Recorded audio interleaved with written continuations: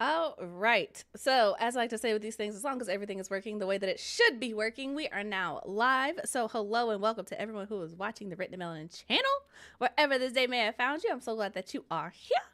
My name is Chelsea, and I write books about Black girls who aren't all that nice. And this is the Melanin Chat, but it's not just any regular Melanin Chat. This is the Tuesday Melanin Chat of February 18th, 2025, which means that magic in the melanin is officially out in the world. Yay!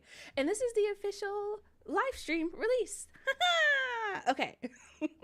So, shout out to everyone who is already in the chat. Darian, Ash, Tanja, it's so good to see you guys. Glad you guys could make it.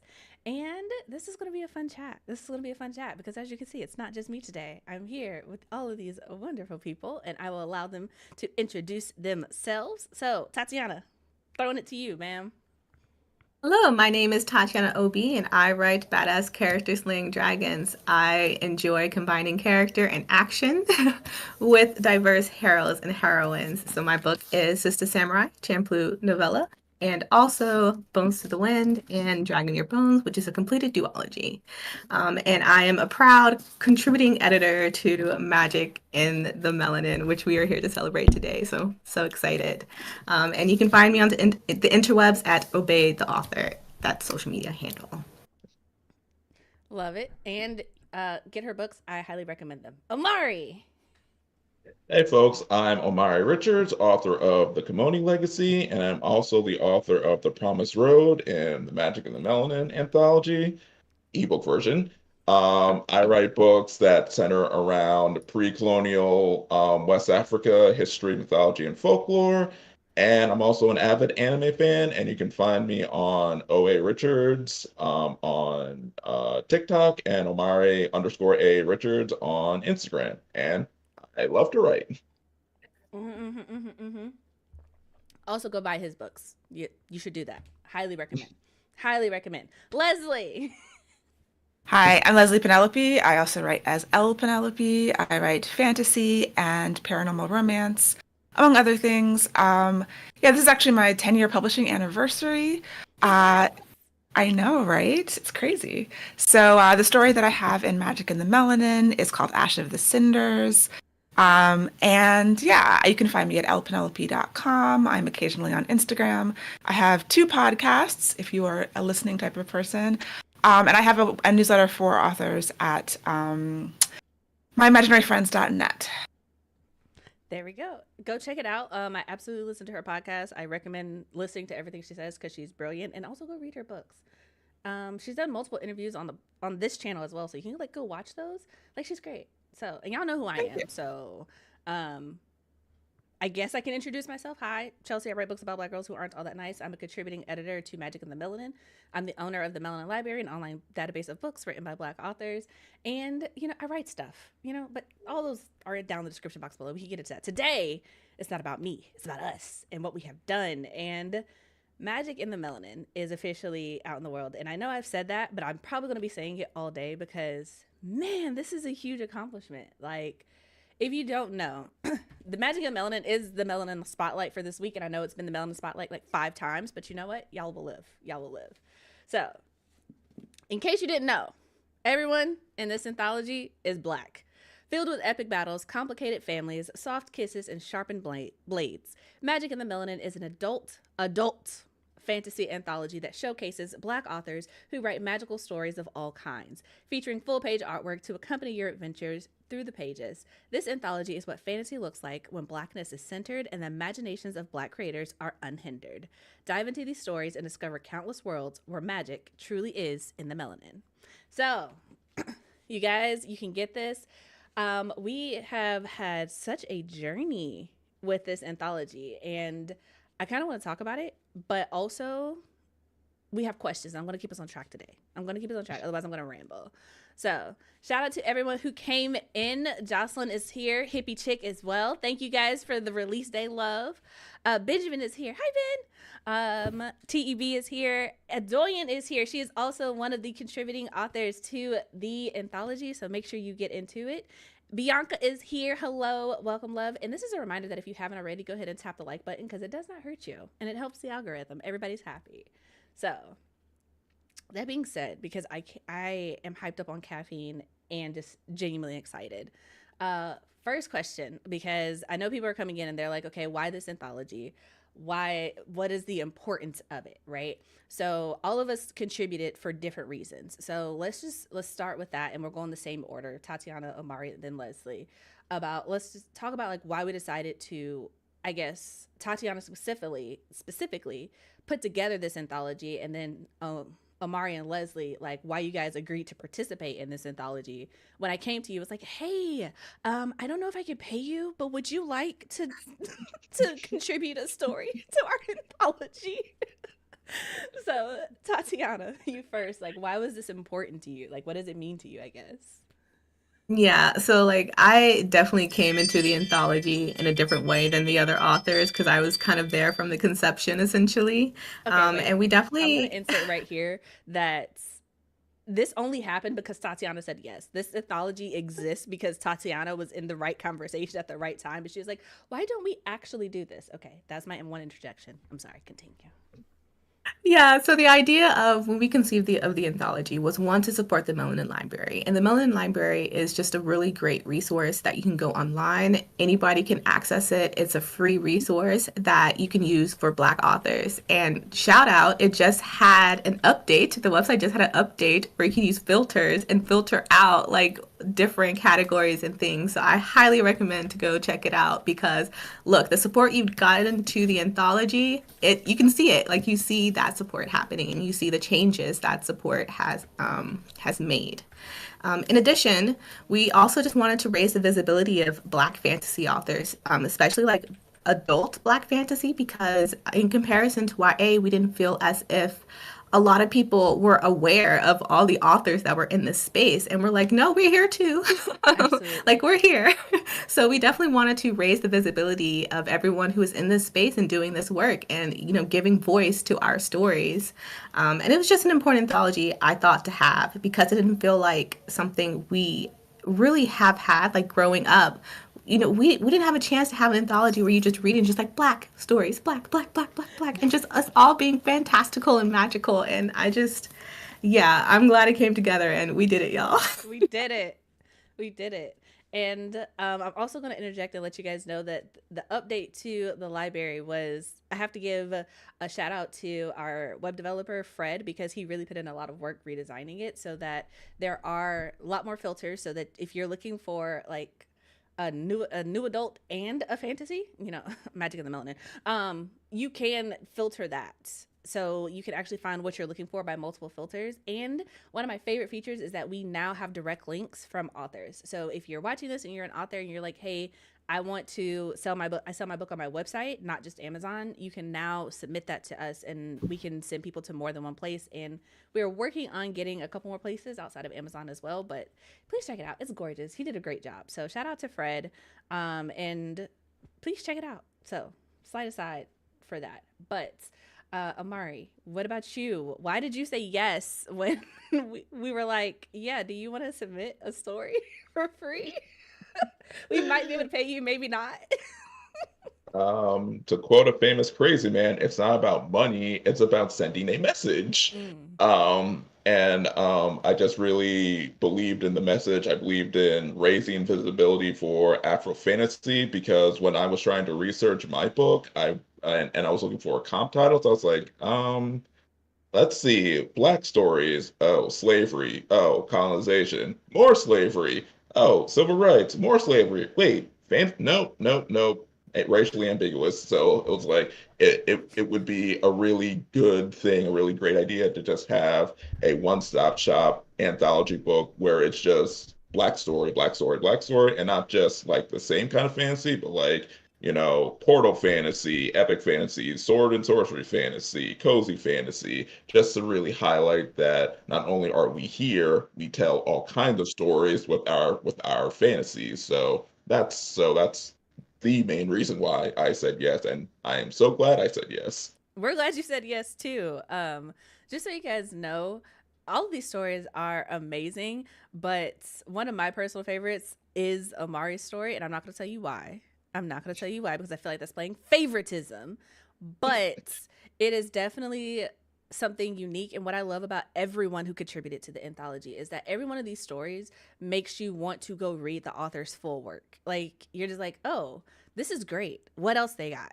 And I just love that because there are so many talented people who came together into this anthology. And it, even as someone who reads fantasy, specifically Black fantasy, because y'all know me, I read books with Black people. If it ain't got no Black people in it, I'm just kind of like, yeah, I don't know. I don't know. Do I really want to spend the next couple of hours, days, whatever, reading this? But that aside, it's like when even like going through these stories and even like all the submissions, it's just like, wow, we're really seeing things that even I'm like, oh, this is expanding my horizons and I'm not new to this. So it's just like, I love this. I love this for us. I love this for everyone. And I love this for people who are getting into fantasy.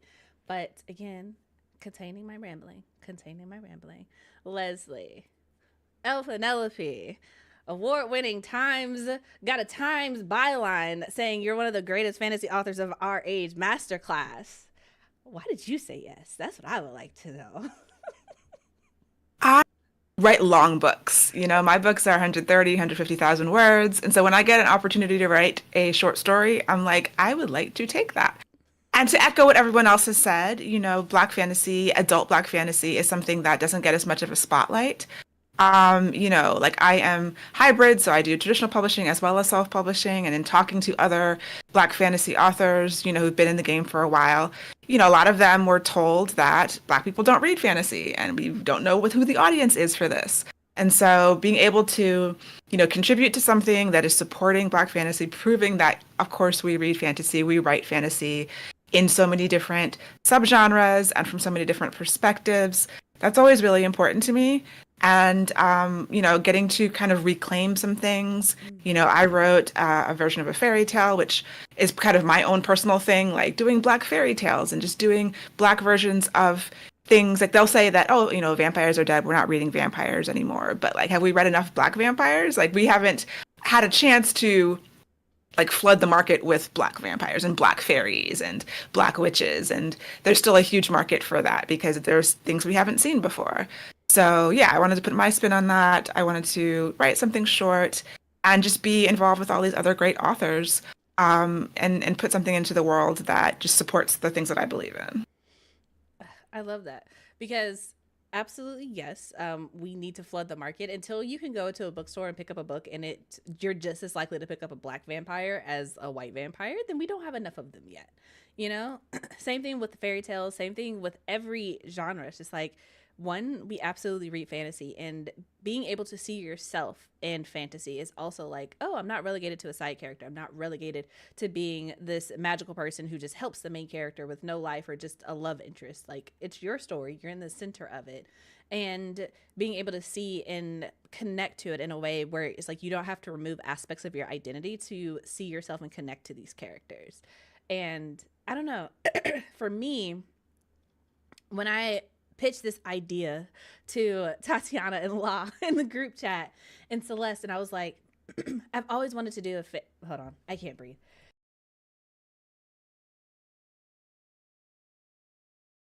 Okay, so this is what happens when I get like super excited and I drink too much caffeine in the morning. Don't be like me. Drink your water, people. That said, when I brought this idea to them, I was just like, I've always wanted to do an all Black anthology where it's just like every story, everything that you read, all these Black creators, because I feel like so often, kind of like you guys said, we're out here and we're doing it. And it's just like when we come together, now people can, I feel like now, okay, now we're creating a spotlight. Instead of being like a bunch of little lamps, now we're creating a spotlight where it's like, we're here and we can point you into different directions. So if you like romantic fantasy, you know, you have Ash of the Cinders. If you like adventure, you know, you have Amari's Promised Neverland. If you like space operas, you have Tatiana's story. You know, you have so many different places to just tap into the fantasy and explore new things. Because let me tell you, Tatiana introduced me to space operas. I was just like, huh? What? Okay, this is new. But I like it, you know? And there's so many different ways to do fantasy, even within the same genre. And it's just like, we just have to give each other space and like credit for doing these things and to be able to support it. And so to have everyone come together and be like, yeah, no, we're going to do this. This is a good idea. Because if y'all don't know this, I think all of my ideas are terrible until somebody tells me that it's not. And so when when you guys were like, yeah, this sounds great, I'm like, does it? That's crazy. That's wild. Okay, let's do this. Let's make it happen.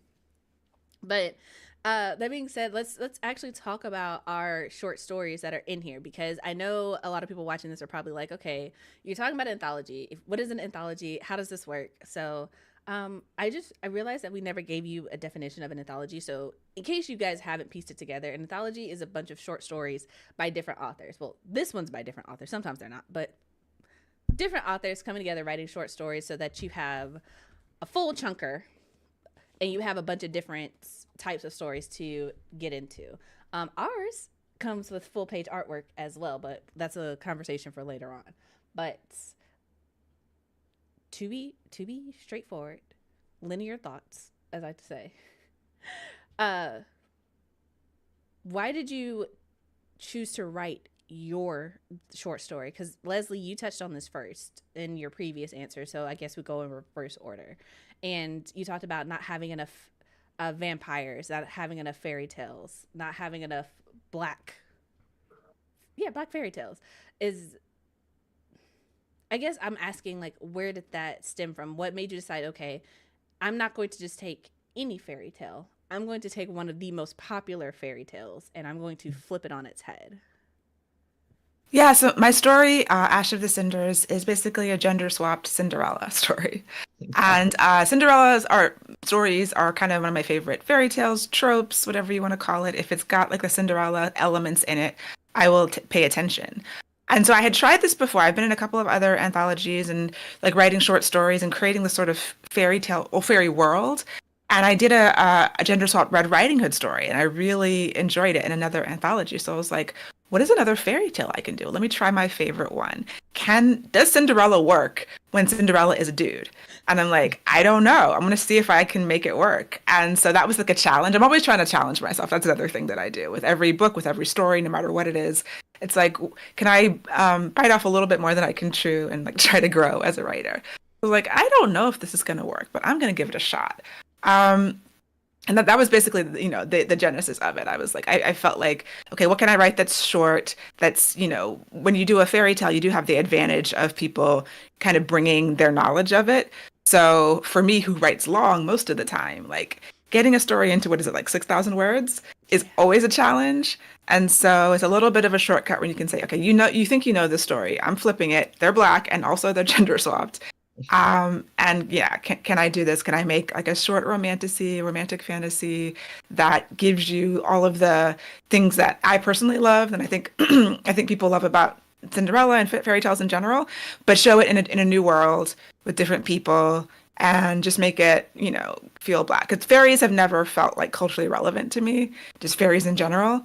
And so that's kind of another thing that I'm trying to do. Like whatever I do, I'm trying to make it not just paint people black, but actually make it feel like a little bit more culturally relevant.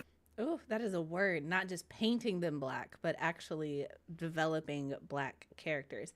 And I think that is one of the things that I loved about all of the stories that came together, is that none of the characters feel painted. These are black characters through and through, authentically. And I know that is in this age of like, why does it matter? It does. It does when the culture and the language and the way these characters navigate through their stories is authentic to the cultures of the authors. Like, it has meaning, and it's like you can't just dismiss that, because it's like, well, other books have representations. Like, no, they have color, they have people of color, they have black characters, but when you talk about representation, a lot of times you talk about authors who live this. It's like you write your own stories. It's like, what is it? Own voices? Yeah, I'm getting off topic, but I'm happy. I'm really happy with the fact that it's just like, no, they're not painted black. These are black characters, and that matters. And I know that a lot of people will try to say that it doesn't, but it does. It does. So that being said, Omari, you submitted your story to us, and I just want you guys to know, because Leslie, you said that, 6,000 words. Fun fact, I'm the reason why the word count had to change for you guys, because we were like, okay, we're going to write these stories, and they need to be somewhere between 5,000 and 6,000 words. Yes. And Tatiana followed the rules, and Leslie followed the rules, and then I wrote my story, and I'm like, wow, this is way too long. I don't know how I'm gonna cut it down, you guys. And it was just like, I think we're gonna have to raise this word limit, otherwise I can't participate. So, fun little aside of what happened behind the behind the scenes. So if you submit it to us, that's why you guys had a 7,000 word count, because I was just like, I don't think I'm getting it down to below 6,000 words. I don't think that's possible. But that aside, Amari, fun fact, you had the perfect word count, and I just want you to know that we noticed that when you submitted it. No, we did the word count and it was exactly 000. I was like, how did he do this? Fantastic. This is skill. That took weeks. The original story was 10,000 words. Because everybody, like all the three main characters, all had their backstories delved into. The guy who carried the queen's crown had a whole backstory, and the whole end point was another like 3,000 words or something. So I was like, 7,000 words, that's not enough. It's not just me. Okay. But for those who are watching this and they have no idea, they haven't bought the book yet. If you're watching this, go buy the book. It's literally down there. You can buy it straight. You don't even have to leave the stream. Just click the button. Just click the button down there. Don't even leave the stream. And we'll know. You'll pop up on screen and we'll be like, yay, so-and-so bought the book. If you want us to celebrate you, go ahead and buy the book. Buy the book on stream right now. Peer pressure. Anyway, Omari, tell us about your short story and what it's about.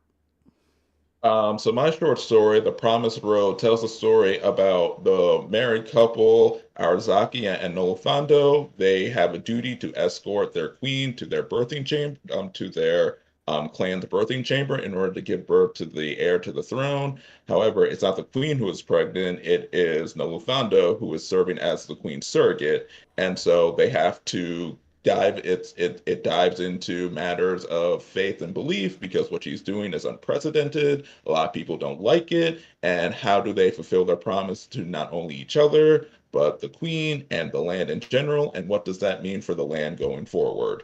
So and yes, it was originally 10,000 words because that was a lot to go into.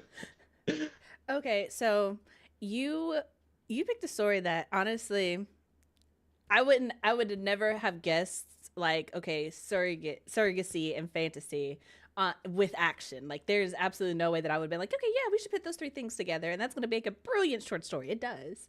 But what made you decide to go with that story in particular, especially knowing that it was 10,000 words and you cut it down? Like, why focus on those three characters and their story? One good thing about the short story was it's basically an offshoot of my main book, The Kimoni Legacy. So this story was something that is going to be discussed and referenced. And so while I was outlining the book and world building, I had like a very quick outline version of the story. In my notes. I wasn't exactly sure when I was going to use it, but I had it. So when this came up, I was like, oh, this is the perfect time to expand on this particular story. And in terms of where the idea came from, I was watching House of the Dragon, the first episode, and the queen dies from a botched C-section, and then the kingdom goes into disarray. And then as I was watching that, I was thinking, okay, if I'm a king, the first thing I'm going to do is try to figure out how to make this not happen. So then that came into, well, how would they do that in fantasy? And then I thought, well, you're a king, you can outsource it, or you're a queen, you can outsource it. Not So then outsourcing it. That's crazy. so that created a whole snowball effect of, okay, what kind of traits would they look for? Like, how would they do it? Who would be crazy enough to agree to this? And then the story just kind of built from there. Dope. Like, honestly, like I said, I love your story. I love all the stories. That's why y'all are in the anthology, obviously. But it's just, it's great. Again, if you haven't got the anthology, go get it, read it. Great, fantastic. Tatiana, your turn, love. Yeah, so my short story is titled Today We Are Generals, and it's about two rival sisters who are generals of opposing armies. And one of the reasons why I decided to write it is a spoiler for the plot twist, so I can't talk about it. So another reason is because I've always wanted to write a big siege battle. Like I love writing action scenes. And she's good at it. And so far, like I've written hand-to-hand combat, I've written like, like weapon-based fights, but I had not written a siege battle yet. And I love games like Bannerlord or like big siege sequences in movies like Game of Thrones or Lord of the Rings. I'm like, I want to write it. I gotta write it. And so this was finally my opportunity to like write a complete siege battle sequence. But also tying it into the anthology, you don't really get to see a lot of Black female generals in fantasy, and that was just something I wanted to contribute to the genre. And you did it well. You did it well. So if you guys haven't been paying attention, so far you have a gender swapped Cinderella.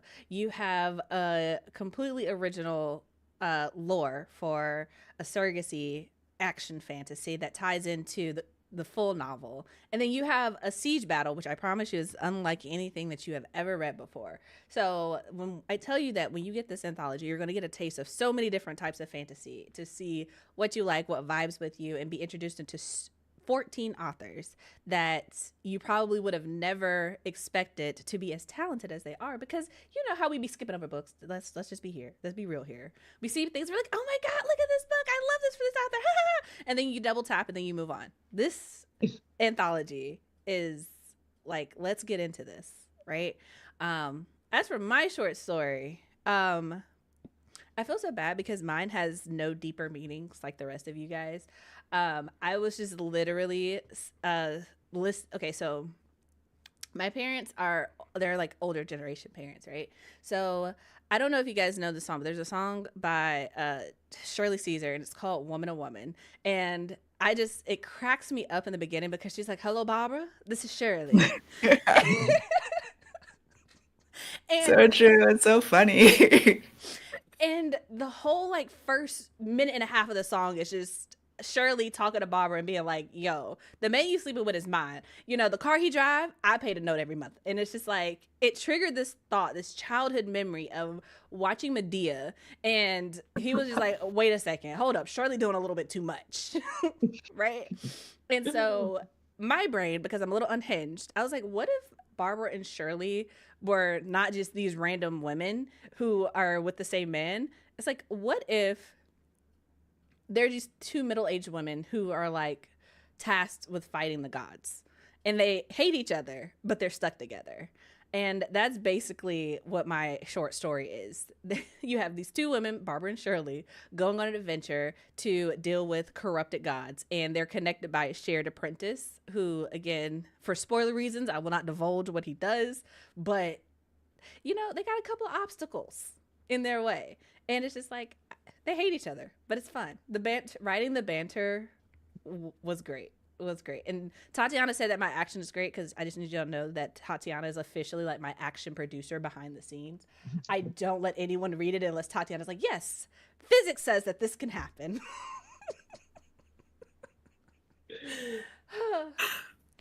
But the thing that I love about all of this is, like I said, you have such a variety. And the thing is, all of us also have full-length novels outside of the anthology. So if you like what we have here, all of us have a backlog. And I love that for you guys because you can get into longer works from all of us. And so I feel like that also begs the question, especially if you are watching this, and this is for everybody in the audience as well. Why do you, especially on screen, because I'm going to ask you guys, but like also in the audience, but like, why do you write fantasy to begin with? Because for all of us, this is not our first foray into writing fantasy, right? So I want you guys to think about that. But I also want to touch on some of the comments that we have so far, because I asked the question in the chat that if you've purchased the anthology, tell us why it was important to you to go ahead and pick it up. And we have a couple answers, and I want to touch on this while it's still fresh. So Bianca said she purchased a copy to support, find more Black fantasy authors, and the book looks beautiful, and it does. If you're a cover girl, if you're a cover junkie, this is also a great cover. I would recommend getting the hardback because like the artwork is beneath it, and then you get this black to the spine. I know it's backwards for you guys, but it's dope. It's dope. So you get the full page artwork inside and outside. It's gorgeous. So if you're a cover junkie, get into it. Let's see here. Ashton J is also here. Good morning, love. Hope you're doing well. She said, I pre-ordered the book to support the Melanin Library and the authors. I also want to find more Black fantasy authors and check out their works. Valid. TB said, I purchased a copy because I love a good anthology, especially if it's fantasy, and the themes of it alone only made me want it more. Andy said, I purchased a copy to support fellow Black creatives and broaden my consumption of Black fantasy written for Black readers and find new Black authors. And let's like that part. Black fantasy written for Black readers. And I feel like that is the heart of what this anthology is about. Like, we are not an afterthought. We are the target audience. It's written for us. And that doesn't mean it's not for everyone, because it is. But we are not an afterthought. We are not the side market. We are not, oh, we have to appeal to this market, and then also maybe you guys will like it as well. And it's nice to be the center of attention sometimes, you know? It's just nice. Melanin Eclectic. First of all, before I even get into what she said, shout out to Melanin Eclectic because she is one of the artists who gave us our artwork. Not only did she give us Omari's artwork, which is absolutely gorgeous, she also gave us Doyen's artwork. So she gave us 2 pieces. And because this is our first anthology, all of the artwork was donated to us. So shout out to her for being amazing and for being dope and for also being here. And she also purchased a copy. So Melanin Eclectic, you're great. You're wonderful. Shout out. If you guys are looking for a Black artist to do artwork, hire her. That is the purpose of the artwork being in the book. Don't just look at it and be like, oh my God, it's pretty. Go hire the artist so that we can continue having Black artists creating Black artwork and supporting Black creatives, okay? All the way around 365 days a year, okay? Great. Public service announcement. She said, I purchased the copy because I love Black fantasy and I wanted to get more authors to add to my list. Yes! All right, and last one. Timothy said, I purchased the copy because I like to explore reading stories outside of my usual comfort zone, and I like to support new Black authors to the best of my ability as I can. And I love that. And that is what I'm saying. Like, it's for everyone. Inside your comfort zone, outside your comfort zone, it's for everyone. And also shout out to Tanja, who is here as well. She's a contributing author to the anthology. And her short story is To Shape the Night. And she said, I wrote it because Black women and girls deserve to be soft and vulnerable. We deserve to have magic and power that isn't sacrificed for the greater good. Amen. Amen. And Mags the writer said, I purchased a copy because I liked the writing of most of the authors listed, so I wanted to learn the others that I didn't know. See? We all come together. But that being said, fantasy. What brought you guys to it in the first place? Hey, David Hopkins just subscribed. Welcome to the channel, love. Okay, sorry. Distracted. You know what? Let's switch it up. Omari, let's have you go first. Oh, I love the look on your face of like, what? Did I just get called? Why do you write fantasy? Because it's the genre where basically anything can happen. It's where you can be walking to your job one day, next day a dimensional portal opens up, next thing you know, you're flying across some unknown land on the back of a dragon, tasked to save the entire world from an evil emperor or something, and only you can do it, and that's pretty awesome. I don't know where else you can do that.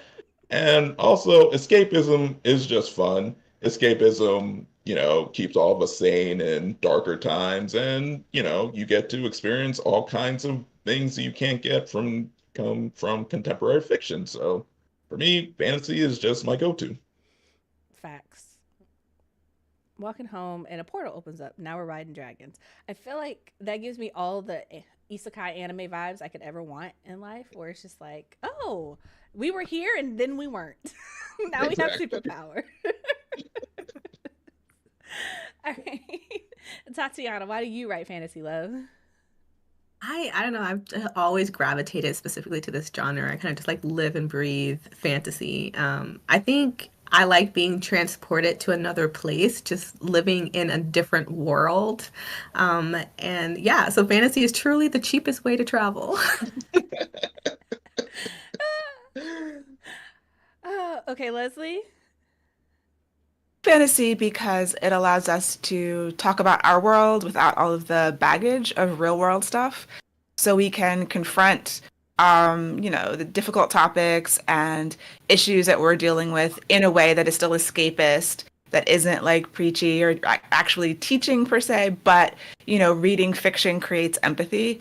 And so I think that what I try to do in fantasy and what I'm drawn to is talking about things that are real but in a way that is completely fictional and has that layer of magic and the fantastical over it, but still connects with like real human emotions and real things that people have gone through, and that you can see yourself in these characters. We wish we had magic to handle certain circumstances and situations, but even though we don't, it sort of expands our mind, expands the possibility of dealing with our real world problems. So that's one of the reasons I love it so much. I love it. I love that all you guys are like escapism, and then we can like look at things from a new way. And I'm just like, I write fantasy because I feel like I would like to see what would happen if murder was an option. Like I write assassins, and I'm pretty sure that every story that I've written, with the exception of the short story I wrote for Violet, I'm pretty sure everybody dies. Somebody dies in all of those short stories. And I'm just kind of like, okay, what if we could just get rid of our problems, but there's still consequences? And what does that look like when, it's not constrained to the social hierarchy? I feel like fantasy is kind of that sweet spot where it's just like anything can happen, on the bright side or the dark side, and it's just like we can look at it from all perspectives. And kind of like you mentioned, Leslie, I really like that you can explore things without the real world constraints, right? It's just like, and then like Omari said, it's very different from contemporary. It's just like you have more freedom, more room to explore. I'm probably the unhinged one, since all of them are like, it's fun, and I'm just like, I get to murder people and I don't get to go to jail for it.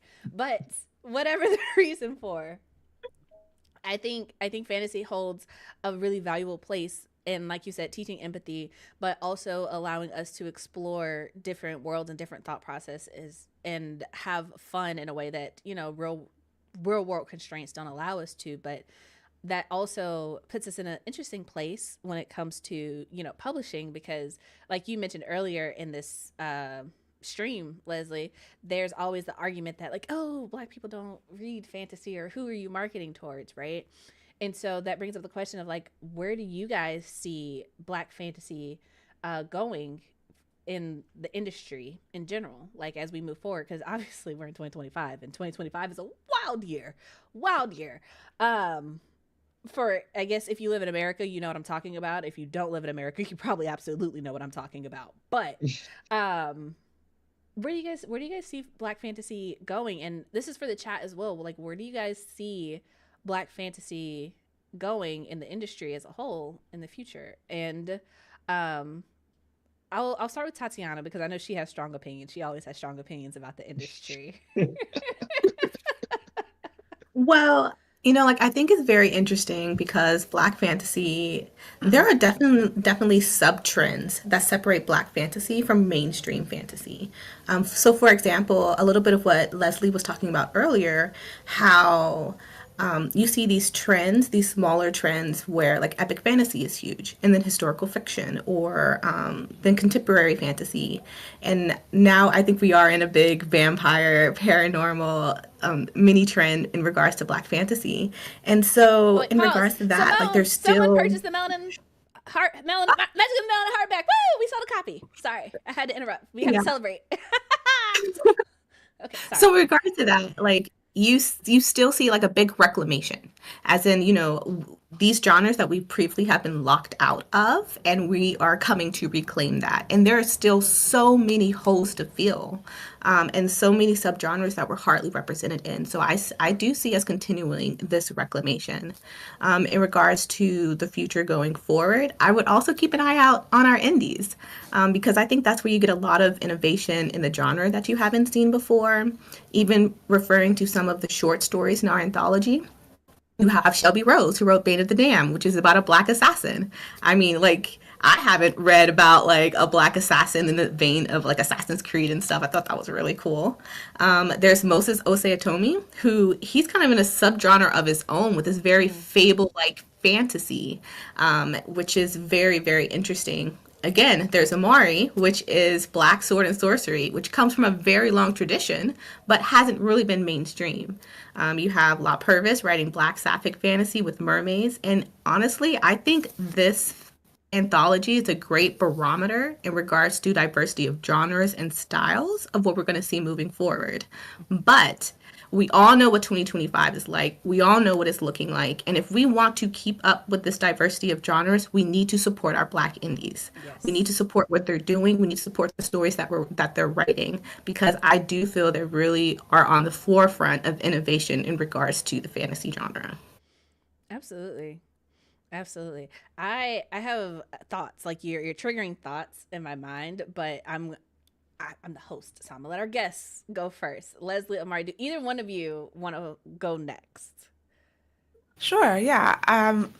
Yeah, like what Tatiana was saying, I with indies, just the existence of indies and the proliferation, like there's so many more than, it's my 10 I've been publishing for 10 years, and so in the past 10 years I've seen a lot of growth both in traditional and in indie, obviously. And there's just so many more authors, so there's so many more options.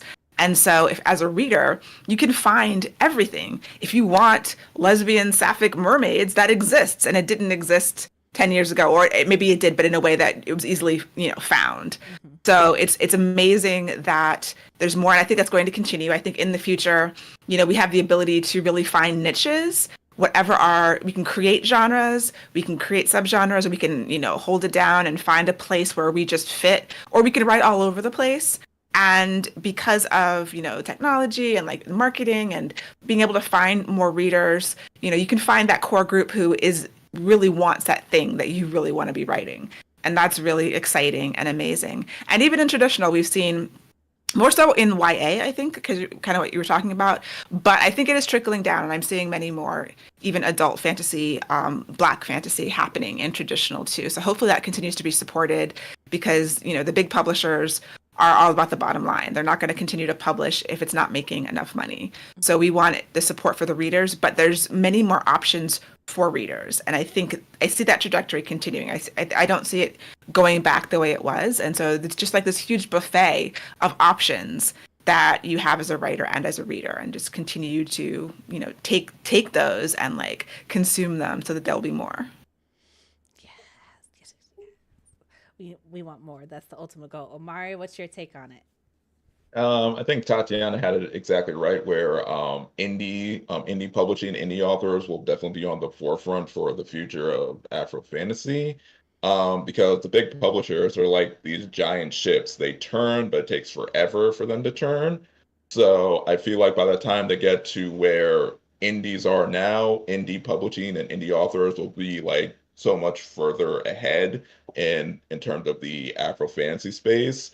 And just because with them indie publishing, like it, anything can be published. I don't think my book would ever be traditionally published because it's too long, probably too Black, and it's probably too complicated. Like I queried it a couple times, and for one of the big publishers, and one of them said, "Can you make it more TikTok friendly?" I'm like, "What does that mean?"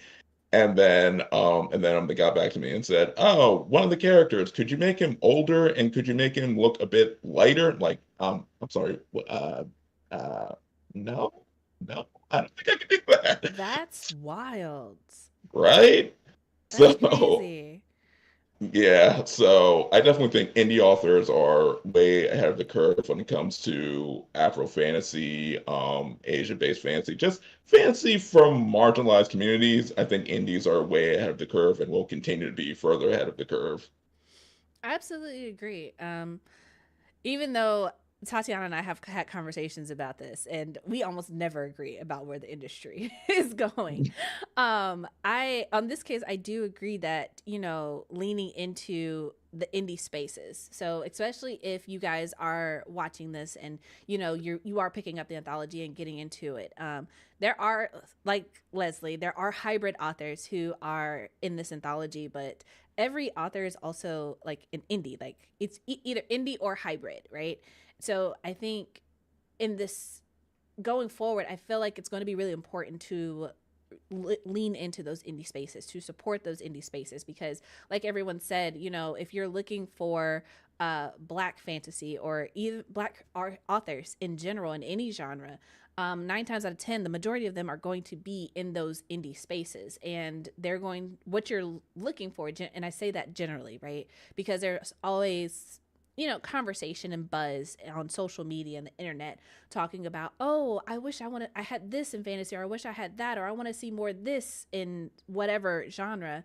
And it's like those things exist in indie spaces. And if you want those things to come to the mainstream, if you want them to get love, if you want them to, I'll say, come to the surface, that does indicate leaning more into supporting supporting indie projects, supporting indie authors, showing the showing the big industry that these things are wanted, needed, then there's money behind it. And I feel like we've seen it time and time again, where it's like you have an indie author who proves that, hey, they have the following, they have the support, they have the coins, and now they're part of the traditional publishing. Now they are hybrid or traditional or whatever whatever route they choose to go.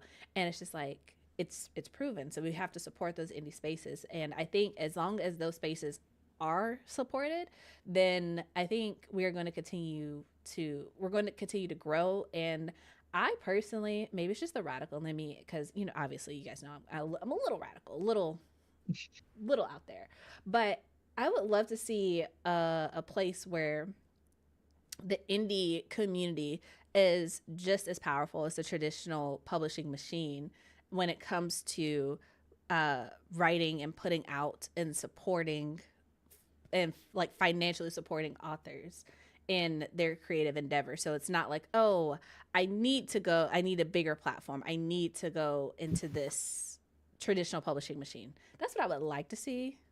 Do I think it's possible? Anything is possible.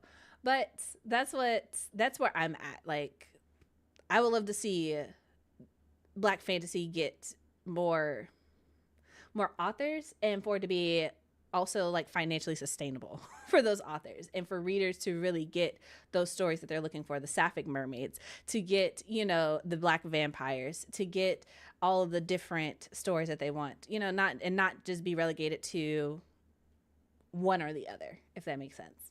But that being said, we are coming up on like the last 15-ish minutes of our stream. So I think we have time for 2 more questions, and I'll take one from the audience. So if you guys have any questions that you guys want to ask us, please go ahead and drop them in the chat. And we also have a giveaway. I did not forget, just so you guys know. I did not forget. So we are giving away a hard copy version of Magic in the Melanin. So in order to, along with the pre-order artwork, I didn't even show y'all the artwork. Look at me. Artwork. You get one for full color artwork for my story, as well as Lost Story, which is the Sapphic Mermaids.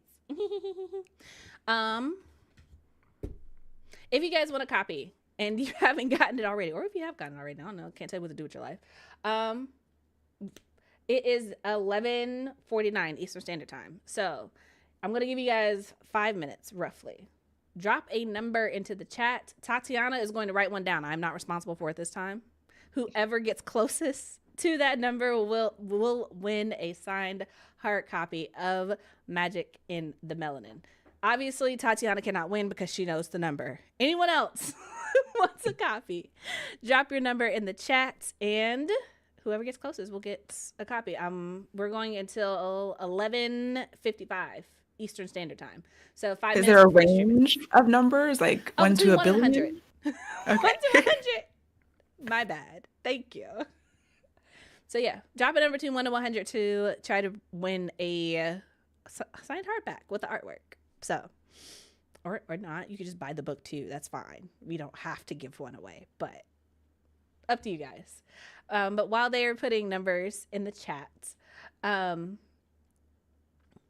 I had two questions, but I think I'm going to make an audible here. And I'm going to focus on the last one, which you guys have all been on the podcast before, so you probably know what this question is at this point. But that is, what advice would you give to aspiring Black fantasy authors? Because all of us are true to this, not new to this. So. Oh, Tatiana, and then Omari, then Leslie. We'll go clockwise on screen. To Black fantasy authors. Since we said authors and not writers, I'm going to assume these are people who want to be published and want to be published someday. And I just want to say that it's not easy. Like it's not easy. And but at the same time, you can't really control what's going on in the world. You can't control other people. But the one thing you can't control is the writing. So I definitely advise to love yourself, love your writing, and love your stories.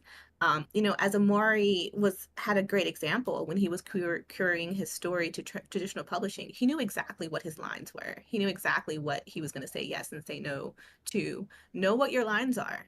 Know what is not feasible and what you will not sacrifice and what you will not compromise on. Because it's truly that love and that passion and that purpose that you stand in that will motivate you to keep pushing on, and that will keep people and that will have people celebrating you and supporting you.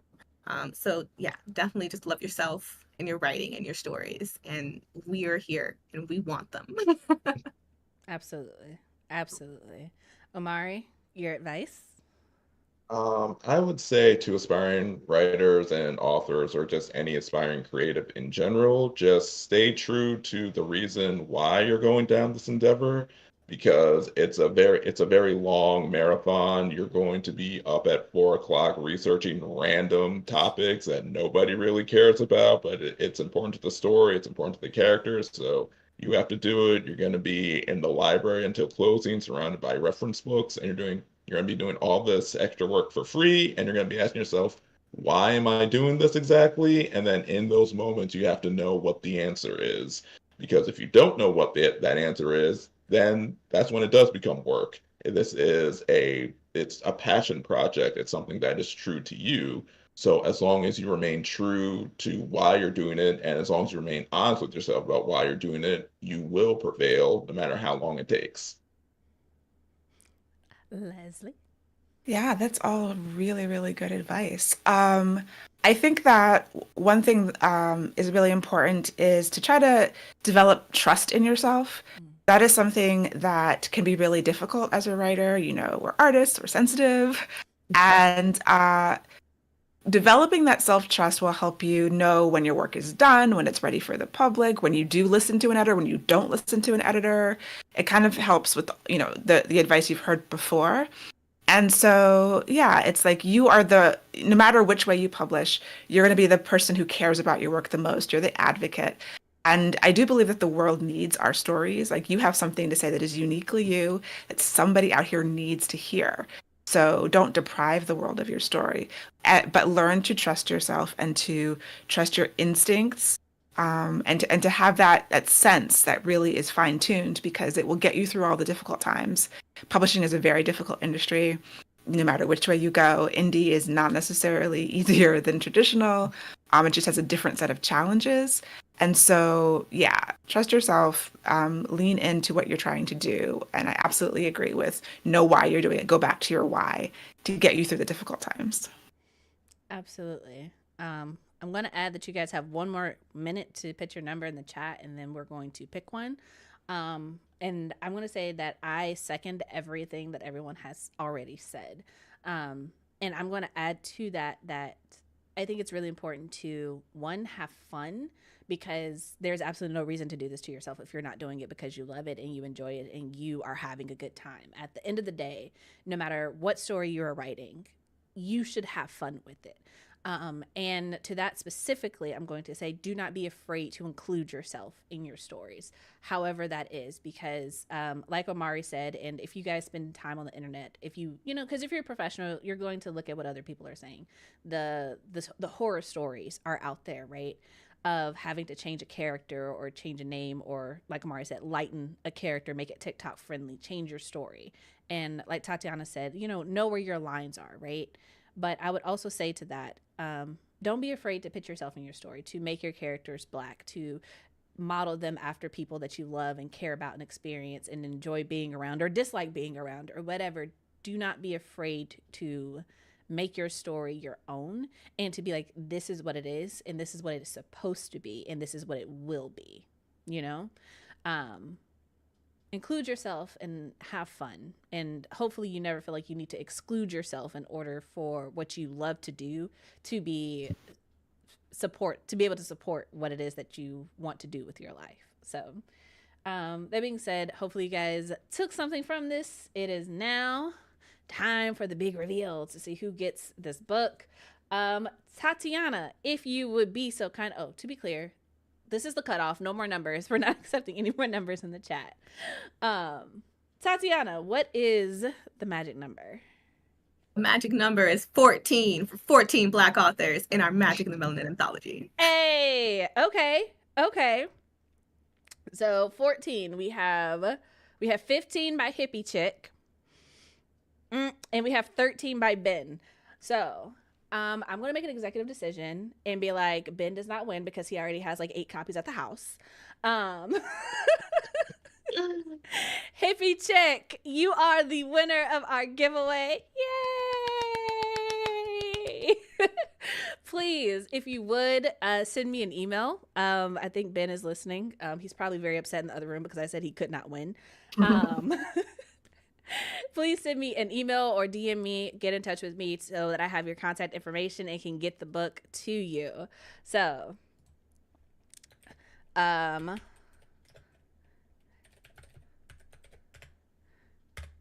we go. Just gonna at you just in case. But yeah, hopefully you guys have enjoyed this release day live stream. If you haven't already, please make sure that you get a copy of the book, request it at your local library. Please request it at your local library. That helps us because the library buys the book at full price and then other people get to read it. Okay? Request it at your local library. And tell a friend. You know what? Actually, I'm going to challenge you guys this Black History Month to tell the most racist person you know about this book so they can yell about it to other people and everybody will know about it. Okay? Everybody's going to know about it. That is a great idea. Yeah. Psychological warfare. But on a serious note, thank you guys so much for being here, for supporting this anthology, for being a part of this journey with us.